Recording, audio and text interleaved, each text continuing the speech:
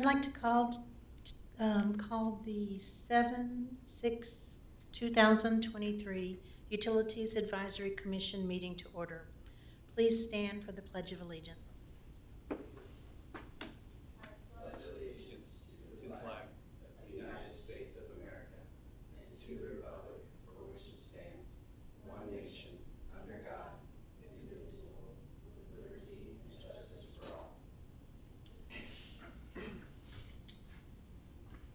At this time, members of the public are welcome to make comments about utility matters or items on the agenda that are not part of a public hearing.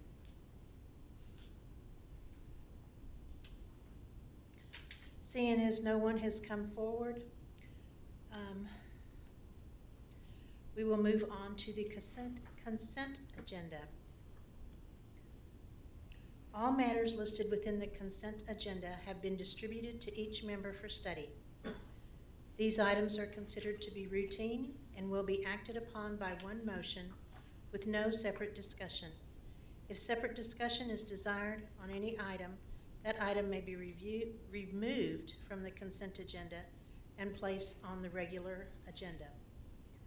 Are there any items any members of the commission would like removed from the consent agenda? Seeing none, can I get a motion to approve the consent agenda? All motion. Second. Motion made by Augustine, seconded by Stauffer. Let's see. All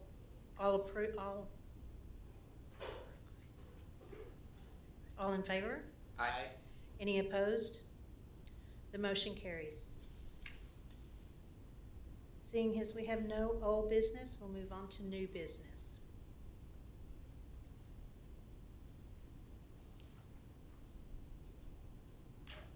Is there a staff presentation, please?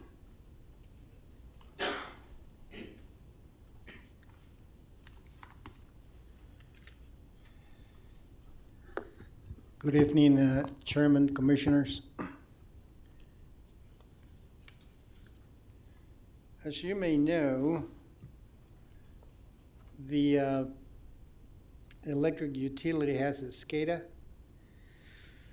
used to monitor and control 161 kV circuit breakers, transformers, and distribution feeders. They serve substation 1, 2, and 3. On substation 2 and 3, there is a small box. It's an SCL 2032. Basically, it's a communication processor that collects data from numerous relays and sends this information to the SCADA system. The SCADA was updated in 2016 by a company named Novatech. So most of the hardware is Novatech as far as the SCADA. Most of the relays and other relay-related components are SCL. So in early this year, I requested a quote from Schweitzer Engineering Laboratories, SEL, for replacing the SEL's 2032, basically the hardware. So they came back with a price of $32,450 just for the hardware. Did not include installation or migration or setting, just the plain hardware. I thought the cost was a bit too high, so we explored different alternatives. One of the ideas was to eliminate the SEL 2032 and have the various relays communicate directly to the Novatech, to the SCADA, which is a Novatech processor using Ethernet cables, basically internet wires you have at home. So I request a proposal from 3 vendors or consultants. One was Power Engineers. The cost was $40,960 just to make the relays communicate with the SCADA system. Mid States, which is that is part of KMEA, they say they can do the same similar service for $34,698. But they wanted to do a pilot on one of the substations and see if they can actually do it, which didn't give me a good feeling about that one. And then Novatech came back and said, we can replace your SEL 2032 with a different Novatech hardware, which is a lot smaller, a lot more compact. And we can do the installation, the integration, and the cost for that was $29,950.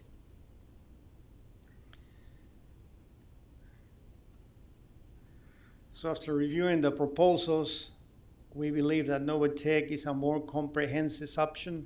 It requires the actual hardware to replace the 2032.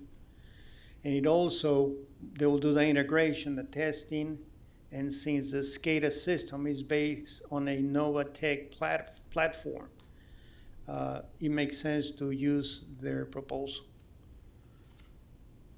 So I'm recommending for Novatech to go ahead and do the replacement of the SEL 2030s. Any questions? Are there any questions? I did have a couple of questions, kind of process questions initially. Looking through it, I think I understand what was going on. Is this, it was small enough that we didn't feel like an RFP and an RFB made sense, and so we were just reaching out to various vendors based off of past experiences with them? Correct. Anything less than $50,000 requires a minimum of three proposals or quotes.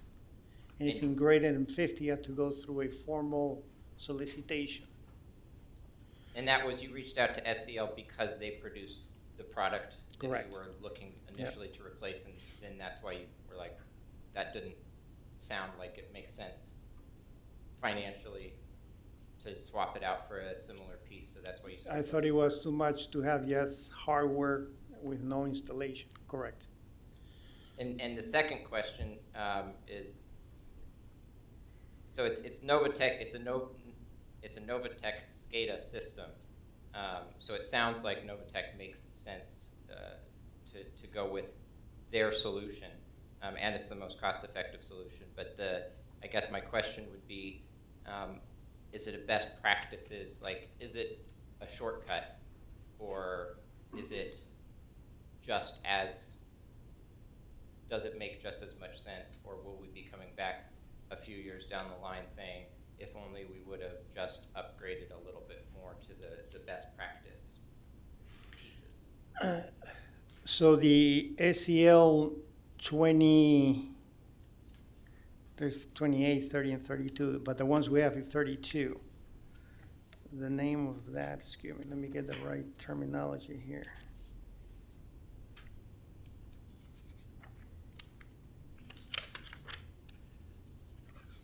But the 2032s were installed in probably 2006. Due to the quantity of relays, substation 2, they have probably 18 relays. So at that time, it was impossible to connect the 18 relays into one server. So SEL, they sold at that time like a data concentrator. So you can connect 8 relays on one 2032, 8 more on the other ones, and so on. So the underlying technology of the SCADA system has advanced enough where this piece is no longer needed, and it's not necessarily considered best practice to use it. Correct. That makes sense. Thank you. Are there any other questions? I'd entertain a motion for this item. Real quick, on the new business item, that very first page, the the very last sentence, the SCADA system was updated with Novatech hardware. It makes sense to use the Novatech for the SEL 2030 replacement. Yep. It should be 2032. 32. Yeah, they make the 2028, 2030, 2032, so I what's just- up, the typo. It said 2032 It was a every other typo. place. I just making sure.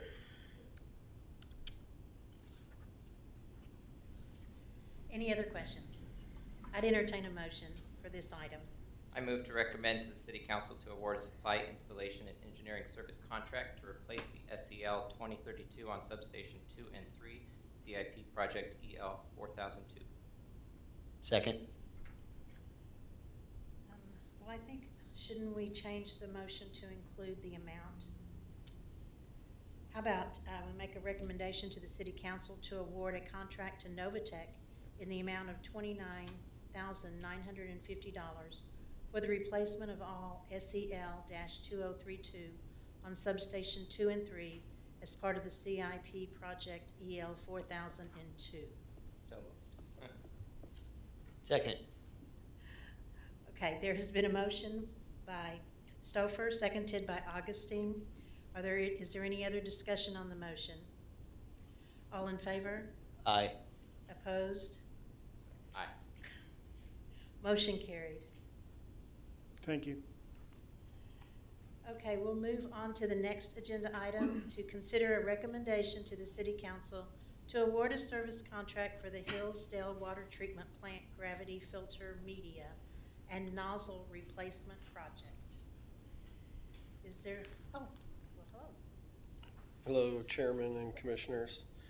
Jeff Lemire again, Utilities Manager. We're here to present a little bit about the Hillsdale Water Treatment Plant Gravity Filter and Nozzle Replacement Project. This project was advertised in May, and we had bids come back at the beginning of June. We reviewed the bids. We only received one. Water treatment staff actually had reached out to other vendors that could be possibly interested in it, and they had 3 or 4 vendors actually come out to the site and look at it, but then we only received one bid, and that was from Walter Morgan Construction, Inc. for a total of $247,440,000. While reviewing that, the original budget for this was $170,000, and that was based on estimate from a few years back, and did not originally include the filter nozzles, O-rings to be replaced. It was determined through the construction of the new water treatment plant, when we went back through the existing plant with inspections, that these O-rings and nozzles were not functioning properly for backwash purposes. So that's how that was added into the project.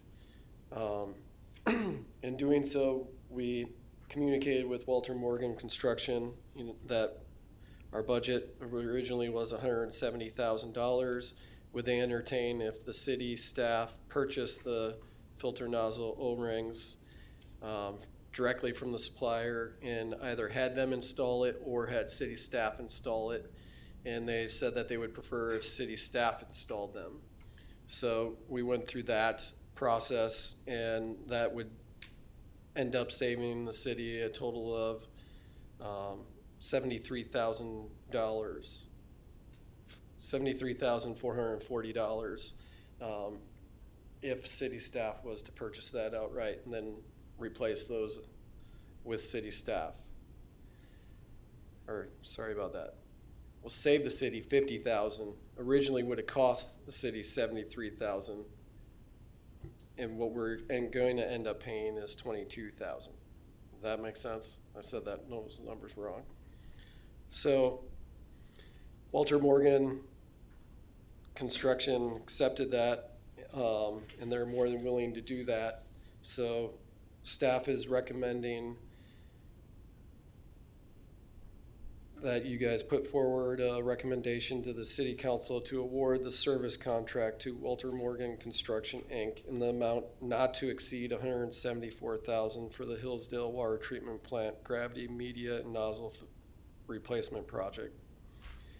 City staff to purchase and install the filter nozzle O-rings for a total amount of $22,483.40 to complete this project. We've also included the bid tab and then Walter Morgan's Construction Inc. bid package in your package for you guys to review before this meeting. Do we have any questions? I have one. Yeah. With the city staff installing these, does that negate any warranties that might be out there? Not for the filters. The filter media is still has the same warranty and everything. The components for the filter nozzles and O-rings would be warranted by the vendor. Are there any other questions? What is the filter media? So it's actually multiple layers of sand and anthracite, and so the water comes into a media filter pit, and then it drains through it and cleans the water. Okay. So we currently have 6 filters that have not been replaced. We did an emergency replacement, was that 3 months ago? And Walter Morgan Construction performed that emergency repair as well. Gotcha. So for those that took the tour of the water treatment plant a couple years ago, last year, as you enter the old treatment plant, there's like some chambers that you walk in. Mm-hmm. There's like 4. Those are the filters. Oh, okay. Gotcha, thank you. No, I like that we're trying to save some money and do the O-rings and nozzles in-house. I like that a lot. Don't really have any other questions other than on new business item 2. Do we need to remove the nozzle replacement from the agenda item? Well, that was the official project name, so we just kept that.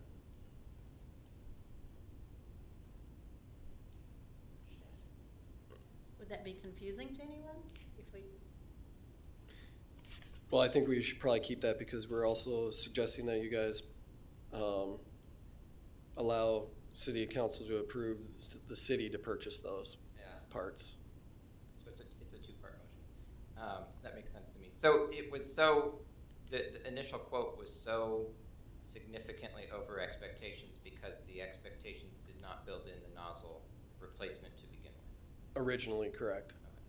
Because they came back with a number very close to what our original expectation was for just the original scope of work. The expanded scope of work is where that significant cost overrun was seen. Correct. And this is something that we have the capability of doing without, we were originally looking to bid this out, where we have the capability of doing all of this replacement work in-house other than the media itself. Correct. So it will be removal of the media. They basically have to take like a Vector truck through a window. That's kind of tough work to do. We don't really have that equipment to do that. Once they get that cleaned out, then it's really just unscrewing the old ones and screwing in the new ones. Hillsdale Water Treatment Plant staff said they figured it would take them 3 minutes to do one at a time. It's going to take a while, and we've already had that discussion with Walter Morgan. And so what the process is going to be is they're going to take 2 filters out of commission. City staff will replace those nozzles, and then they'll start the next 2 filters so that we also keep water running through the plant. And so this is for, you were saying one of the filters was replaced on an emergency basis 3 months ago.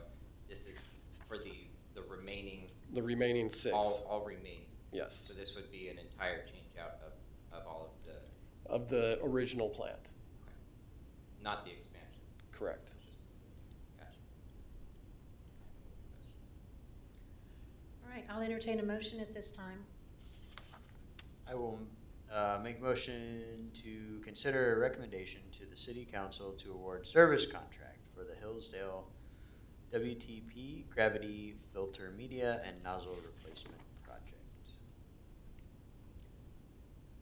Could you amend your motion to be what's on the screen there?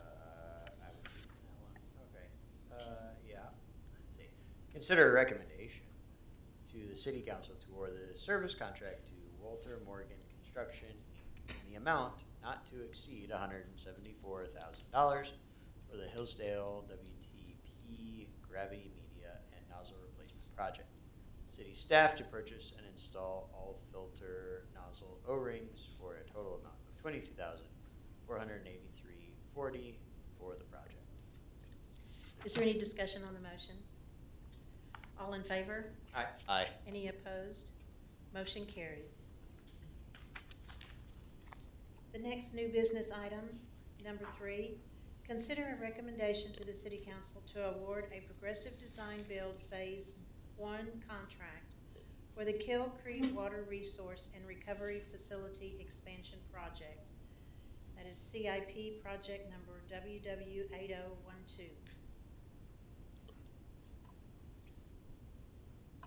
So I'll just stay here and talk about this one as well. In February, we advertised a request for qualifications for a progressive design build service for the Kill Creek Water Resource and Recovery Facility Expansion Project, otherwise known as the wastewater treatment plant. We received qualifications from 4 design build teams, and the selection committee reviewed all 4 of those submittals and then determined that we would move forward with the top 3 entities for interview that occurred on April 9th of this year. Upon completion of those interviews, the selection committee chose the design build team of Crossland Heavy Contractors and Black & Veatch to move forward with the contract discussions for the preliminary design, final design, and construction of the proposed 2.5 million gallon day treatment plant. This will take into consideration all the KDHE requirements, preliminary design, final design, construction, permitting, and then we will also be looking at the existing treatment plant components to make repairs and additional fixes and changing of equipment that is pretty much outdated at this point and very hard to repair.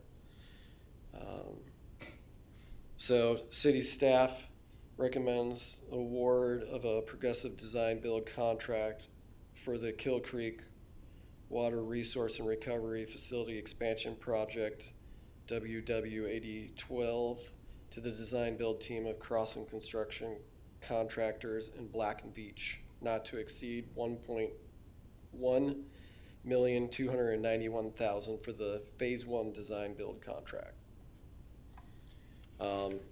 We've also attached their package that they submitted. All of the groups that submitted were very well qualified.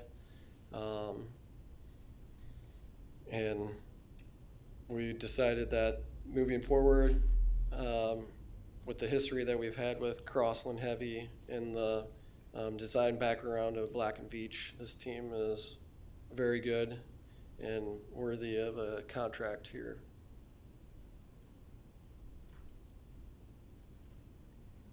Are there any questions for staff? So I had, first I just wanted to say that very thorough packet, lots of very interesting information in there. I'm really excited to see that they have experience with value engineering, Hillsdale treatment, or several projects with Johnson County Wastewater and other areas in the communities, and the GMP. So we're going more with there's several different models that we're seeing in some of these other projects. We're going with a progressive design, bid, build So, method. yeah, it's similar to the one that we presented to you guys the last time. Phase 1 is the preliminary design and permitting, trying to get through all those hoops, and then we will get to a GMP, and then at that point, we'll be deciding, do we continue on with the GMP that's provided, or do we say no? So again, this project is a two-step project where we get the ball rolling and we get up to about a 30% design, maybe a little further, and then we get the GMP for the project, and then we'll come back and we'll present that to you guys, and then it will have to go through city council for award of the actual construction portion of the project.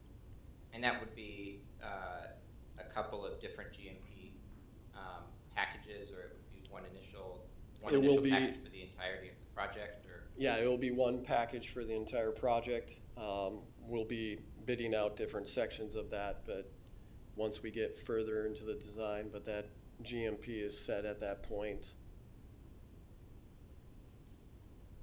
And then you mentioned your experience with Crossland Heavy. I noticed that they were the ones that did the South Lift Station storage tank, and we were happy with their performance on that. Correct.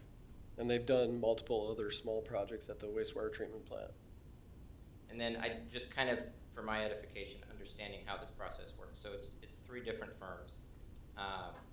It's Crossland Heavy, Black & Beach, and GBA, all coming together to say you're going to do one piece of business with us, and we, the firms, will work together. Correct. To this then provide a unified front to the city, so that there's right simplified contact there. The point of contact is going to be with Crossland Heavy Contractors. They're the main point of contact. Black & Veatch is basically a sub-consultant for them, along with GBA, who will be doing the architectural aspects of it. They also did the architectural aspects and designed the original plant. So you have that knowledge of the plant already built into the team. I noticed they mentioned they were bringing on GBA specifically for the extensive knowledge with the city. I wasn't quite sure where that knowledge came from. Yeah. So they were the original architects of the existing water treatment plant. Wastewater treatment plant, And yeah. that's where we're, so this scope of work is to expand it significantly, but then also to go back and optimize the way that the expansion is being integrated with the existing plant. Correct. Moving forward. Correct. Okay. And then we'll also look into the future layout, and because the way that the site is set up, it's actually set up for an additional expansion in the future. So we'll have to take that into consideration as well when we're laying out some of the piping and the headworks. And using that value engineering to make sure that we're doing what makes sense for right now, for the expansion right now, but then allowing that interconnectivity ability for future expansions. Correct. One thing that just kind of caught my interest, it mentioned about the underlying bedrock being very shallow at this site. Is that something that we feel is going to pose significant issues, or was that just one of the factors listed as things that could affect costs? It could affect costs. We do have soil borings from the original plant that show that the rock in the area for expansion 2 is only a couple feet below existing grade. And then it's actually worse on the 3rd expansion phase portion of the project site. So that's just one thing that we're going to have to take into consideration as we move forward. And does that mean that we make our ditches longer than what the original ones are, shallow them up? Those are some of the design aspects that we'll have to look at. So that's what it was mentioning as that being one of the cost factors. Yeah. That's specifically mentioned in the proposal. Yeah, and I mean, anytime you hit rock, it's all dependent on how fast you can get it out of your way. And or change And so that's where this progressive process would allow this to take place, is if they do the initial testing and find out that there's underlying factors they weren't expecting, they can Yeah. adjust those, and that's part of this process. Yep. Thank you, I think that answers all my questions. You took care of mine, so. In that case, I'll entertain a motion on this item. Gonna do it? And that's this one here on the screen, right? So I get my wording correct? Yes. I move to recommend to City Council to award a progressive design-build contract for the Kell Creek Water Resource and Recovery Facility Expansion Project, CIP project number WW8012, to the design-build team of Crossland Heavy Contractors and Black and Beach, not to exceed $1,291,000 for the Phase 1 design-build contract. Is there any discussion on the motion? All in favor? Aye. Aye. Any opposed? Motion carries. So we'll move on to the discussion items.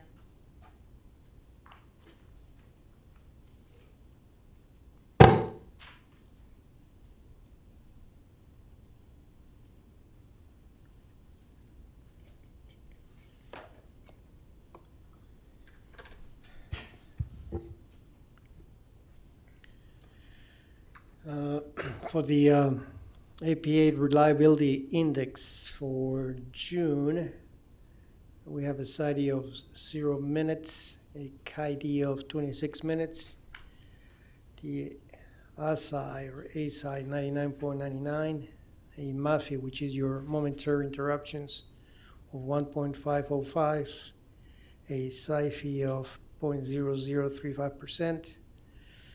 We had 33 customers affected, and we had about 0.22 interruptions per mile. I would like to point out that the customers affected are the sustained customers, not the momentary. Year to date, we have two, SIDE, we're doing 2 minutes.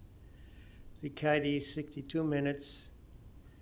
The SI is 99.99, MAFI 3.22, SIFI 0.0228, customers affected year to date 243, interruptions 1.61 interruptions per mile. If you look at, we're almost 6 months into the year, and we're doing much better than 2021 and the target we have that was set in 2022, I believe.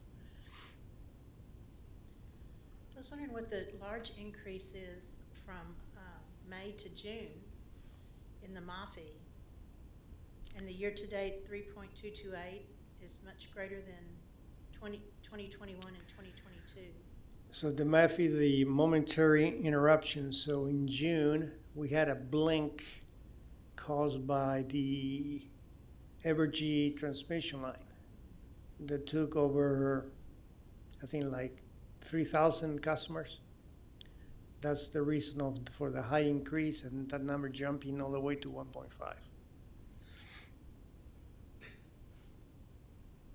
And what was the length of that outage? Okay, momentaries are less than a minute. Oh, that's right, okay. But that outage was, if I remember, it was like overall 2-3 minutes. So one of my questions is, we talked about in the past, we were changing the methodology for reporting some of this for more clean data that was based off of APPA's recommendation back to city saying, hey, clean up your data this way and it'll look better. Is that where such significant improvements in the SIDE and the KID data is coming from? Is that because we're using that cleaned up version of the data that we're inputting into the system? Correct. Because that's an enormous change. So if you look at all the parameters, indexes, except for the MAFI, are for sustained outages. In 2021, we were getting the information from the smart meter software. And the number, they have a mixture of for example, when they report a customer's out, they'll report momentary and sustained. So if you apply the APPA guidelines, everything except for the MAF should be related to a sustained outage, not a momentary. So we have to get the information from the smart meters and have to filter some of that information to make an accurate report. And you said we started that process around the beginning of the year, correct? Correct. The Yep. new way of cleaning the data before we input it. Correct.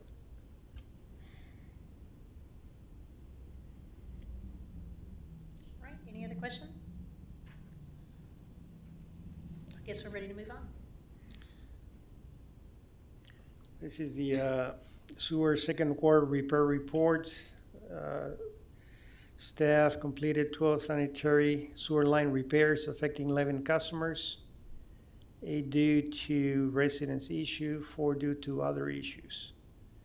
The average workday response was 14 minutes. The repair time 55 minutes. The average after hours response time was 20 minutes, and the average after hours repair time was 35 minutes.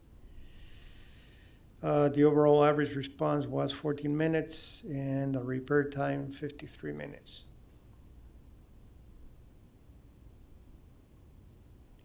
That's the table with a little more detail on each specific event. I had just kind of a process question on this. It goes both with this one and for the water repair report. When we get a complaint received to the city, and then the city staff respond to the area and then determine that it's, like, for example, some of this was the neighbor is draining his pool, right? And that was the example. You know, they're like, okay, well, it's not our stuff. Your neighbor's draining the pool. That's where the water's coming from. Is it for the reporting metrics? Would that be, you know, the response time until they get there, and then the repair time would be when they determine that the issue has been closed out, essentially? So it's not, they did not complete any repairs in that particular instance. And there's some other kind of things like that where, you know, it was affected by somebody draining an irrigation system and things like that. Is that included in the repair time, or does that not get included in our repair time metrics since there was no repair conducted? Does that make sense? Yeah, but they still need to go. So you have the call out, or they get informed of the problem, so they have to go to the specific location and see what's going on. And that's the So initial that's- response, and then closing out the complaint, saying, okay, it's repaired because it wasn't us. That's Nope, just part of nope. the metrics. Correct, yes. Okay, that was just the housekeeping that I had a question about.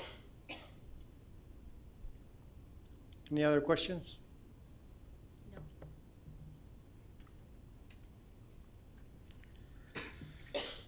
This is the pie chart with, well, it's only basically 2 events, residence issue and other.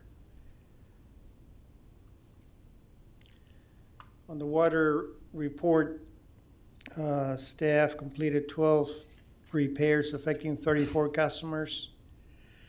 2 due to line failure, 1 due to valve failure, 3 due to damage by others, 1 due to residence issues, and 5 due to other issues. The average workday response was 20 minutes, repair time 1 hour and 27 minutes. The average after hours response was 26 with a repair time of 2 hours and 58 minutes.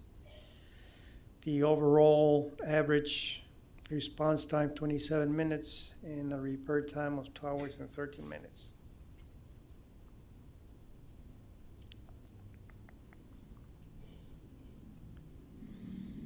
Any questions? And my question here is you know, similarly, housekeeping. The difference between a line failure and a valve failure, is that just what part of our system goes wrong? Whereas it's like the valve where we actually attach the meter, would that be a meter failure, or what is?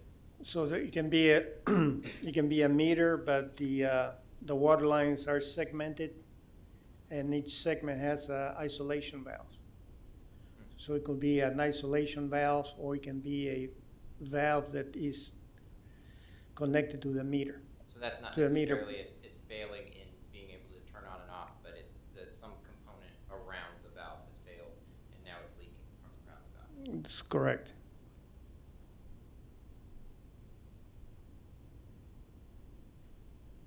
I just want to make a comment that I think the sewer repair and the water repair response times and repair times are very impressive.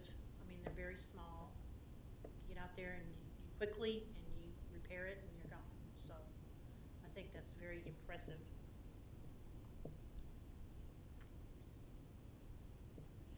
Are there any other questions?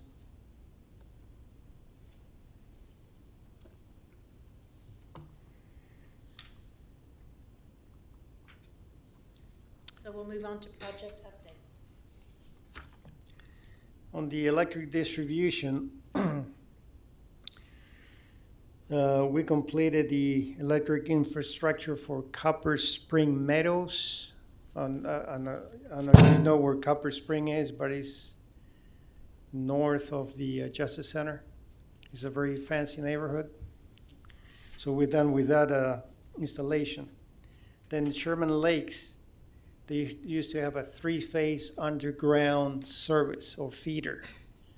That was many years, they used to just dig a trench and bury the cable directly. That was called a direct buried cable. The problem with that, it won't give you protection to the cable itself if somebody hits it. So staff went ahead and is replacing the underground with, actually they're gonna install some conduit. This was them doing some boring. So they're gonna put conduit and then run the cables inside the conduit to protect the cable. They're about 50% done. I'm sorry, was that at the Copper Springs? That's at the Sherman Lakes, Okay. Sherman Lake States. So a question on that is it best practice always to lay conduit first and then run our lines? And so you're saying Sherman Lakes initially used a different method when it was initially installed, since it's one of the not as new neighborhoods, and in our new ones, we're now using the best practice method of laying conduit and then running our line. Correct. That's an old practice, it's a lot cheaper to a direct burial cable. So we're doing probably a best utilities practice now. And that's for ensuring protection of the cable, but then we can also run a new cable through the existing conduit if we need to. Not so much. Not really, because the conduit is sized to the specific diameter of the cable. Do we have other neighborhoods that are direct bury?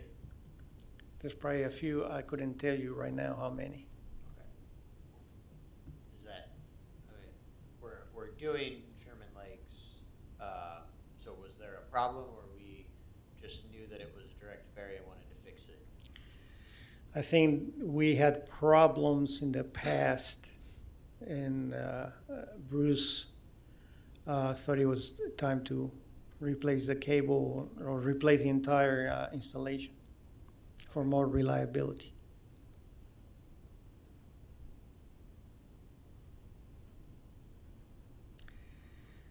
Then we extended the utilities at the Hilltop Ridge subdivision. Hilltop is south of Symphony Farms. There's a new subdivision. That's 70% complete. And Cypress Creek, we're doing the infrastructure. That's about 50% complete. And that's all my reports for this month. Unless you have any questions. Are there any questions?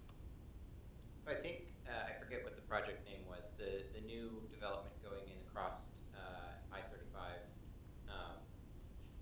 A few months ago, you were in the process of pulling the underlying infrastructure for that. So that's the Grata development, or also known as Prairie Trace. So part of the original development agreement was for the city to install the electric backbone, basically your main feeders for the development.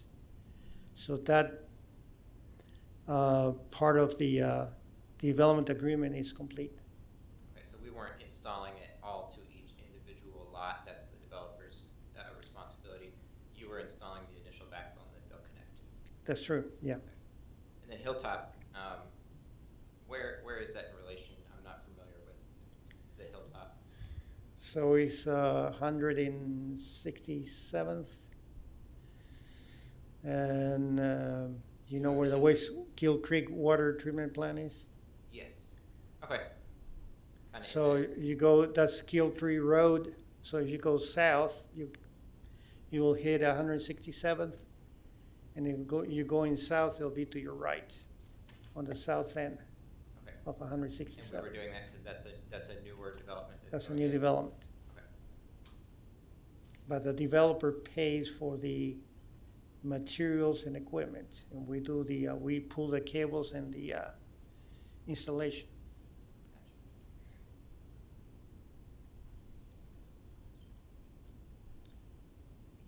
I have a question. The backflow test, the certified testing was due July 1st for commercial businesses. Was that finished? Did you get them all? Oh,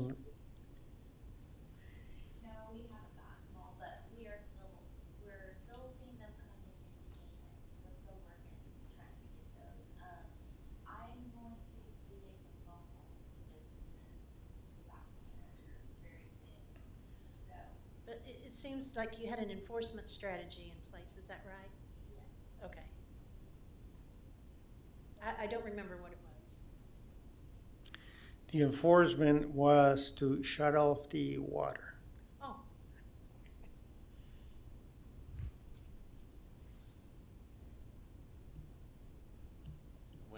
When do we enforce? We'd like to get it down to as much compliance as possible, and then we'll enforce the. Okay. I couldn't remember if we set a date, you know. Here's the due date and then was. So June 1st is the due date.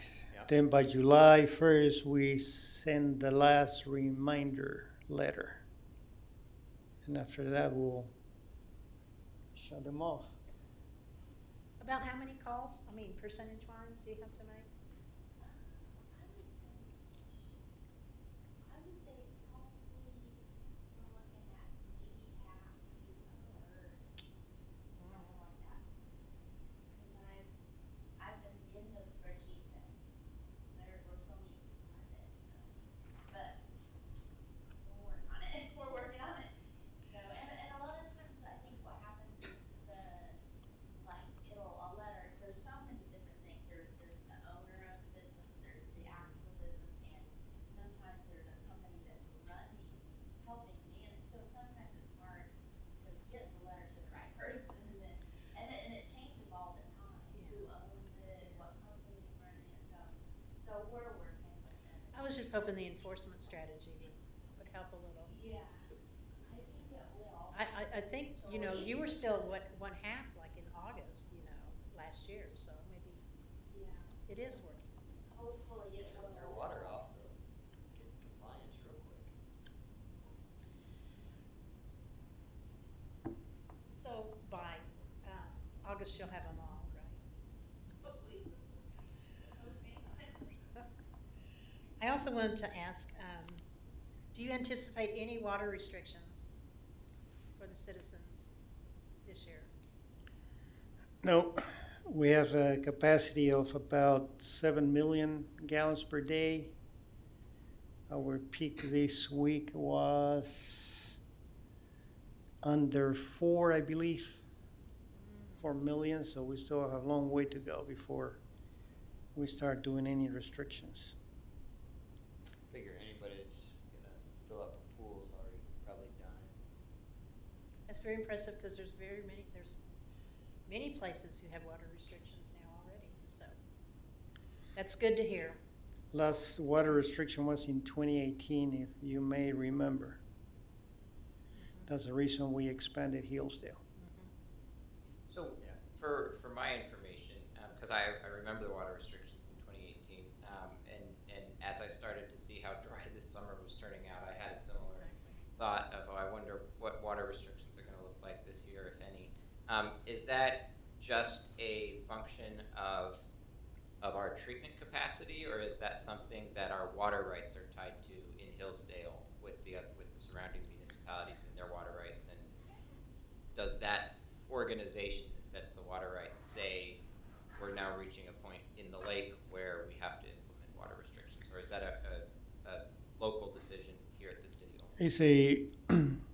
So we have, and Jeff can correct me, but we have about 8 million gallons per day water rights from Hillsdale. So right now we're using probably about half of that on an average basis. So the problem with the restriction was that we didn't have the capacity, plant capacity to produce more water. That was the reason. And Not so be- we were putting in restrictions because with how hot it was in 18, Correct. people were Using- using so much, keeping their landscaping alive, that's what caused the restrictions to be in place? That's the main reason. Okay. So then, that leads into another question that I didn't think of until it was mentioned, is, so for our water rights looking into the future, I think we have, like you said, 8 MGD from Hillsdale. Specifically, I think it mentioned in the master report, the capability of ramping up to, I think, up to 9. Is that something that we need to look at as our growth continues, obtaining or acquiring additional water rights moving into the future? Or do we think we're positioned well for the foreseeable future with the city? I believe we can go to a first, second, third expansion, and we should have enough water rights for the new expansion, if I'm not mistaken. I can double check and give you an answer. Because like you were saying, we're operating well under our threshold of water rights that we're entitled to with our average operating capacity, but our peak demand occasionally kind of gets up towards that area sometimes. So I was wondering, is that something we needed to look at moving forward in order to allow our peak demands, or does our storage capacity negate that? Does that make sense? So we have never got close to our current water rights, not even close. So we have ample water rights from Hillsdale. I don't anticipate anything within the next 10, 15 years at this point. Gotcha. Thank you. Are there any other questions for staff? Can I get a motion to adjourn? Full motion? Second. Motion made by Augustine, seconded by Stoffer to adjourn. All in favor? Aye. Any opposed? Meeting adjourned. Thank you.